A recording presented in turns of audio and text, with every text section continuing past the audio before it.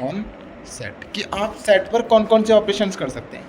तो हम सेट पर मेनली 4 ऑपरेशन कर सकते हैं। First is union operation, second is intersection, third is difference, and fourth we can find complement of any set.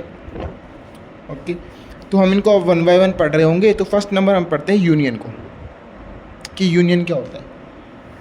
Union एक set होता है जो उन एलिमेंट का सेट होता है जो ए में भी है और बी में भी है, लेकिन जो कॉमन है वो सिर्फ एक ही बार आएंगे। कहने का मतलब मैंने बोला, मान लेते हैं कि ए एक सेट है जिसमें एलिमेंट्स है 1 2 3 4, और बी एक एलिमेंट है जिसमें बी एक सेट है जिसमें एलिमेंट है 4 5 6 और 7।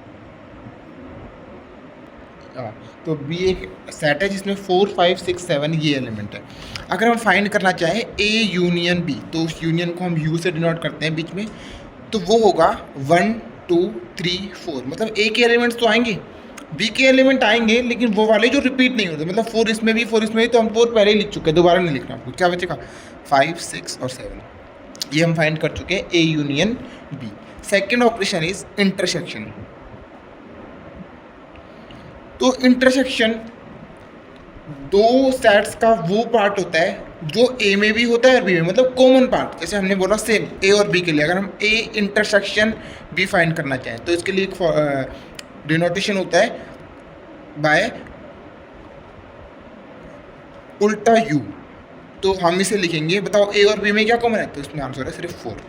ठीक है, ये हो गया इंटरसेक्शन। थर्ड इज डिफरेंस,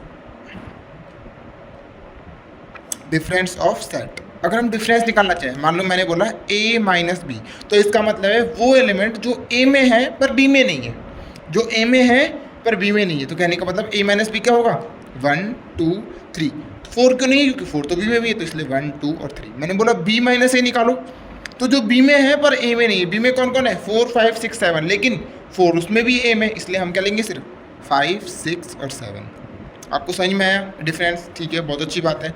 अगले 4th नंबर हम चलते हैं कॉम्प्लीमेंट निकालने पर। तो कॉम्प्लीमेंट को समझने के लिए मैं आपको पहले बताता हूँ यूनिवर्सल सेट के बारे में। एक यूनिवर्सल सेट वो सेट होता है जिसको यू से डिनोट करते हैं। वो सेट होता है जिसमें जो ए के एलिमेंट को भी रखता है और बी के एलिमेंट्स को रखता है। कहने का मतलब मैंने बोला, अगर हम यूनिवर्सल सेट की बात करें ए और बी के लिए, तो इनका जो यूनियन है वही मेनली इसका अभी के लिए मान लेते हैं कि वो यूनिवर्सल सेट है। वरना यूनिवर्सल सेट में ए और बी के अलावा और भी एलिमेंट हो सकते हैं, पर ए और बी के सारे एलिमेंट रहेंगे ही। तो मैंने बोला कोई भी यूनिवर्सल सेट 1 2 3 4 5 6 7 8 9 10 ये मान लेते हैं यूनिवर्सल सेट है। तो अगर हम कॉम्प्लीमेंट निकालना चाहें ए का, तो इसको हम बोलेंगे ए डैश, ये बोल सकते हैं। और इसका कॉम्प्लीमेंट का मतलब है यू माइनस ए, या यू माइनस ए निकाल सकते हैं। यू माइनस ए का मतलब जो यू में है पर ए में नहीं है। तो कौन कौन से एलिमेंट ए में नहीं है बताओ? यू में तो है पर ए में नहीं है। तो यू में कौन कौन है? 1 से 4 तक तो ए में है, तो 5 6 7 8 9 और 10। समझ में आया? Thank you very much for see my video. If you like this then please subscribe my channel and like my video. Thank you very much.